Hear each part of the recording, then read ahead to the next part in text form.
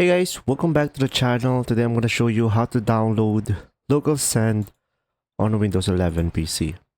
So first thing is just simply go ahead and go to localsend.org, and this will be their official website. Now here, right away, this will be their homepage, and you should be able to see download over here. Now you will have your multiple software. So in my case, it will be Windows.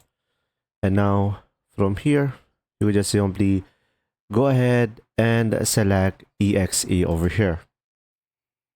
Now, just simply select a location. I'm going to put it on my downloads and select save.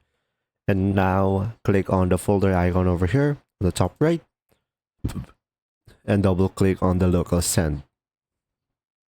Now here, click on install for all the users and click on yes and click on OK.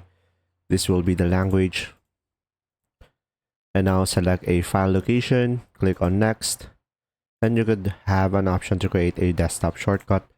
Click on next and click on install over here.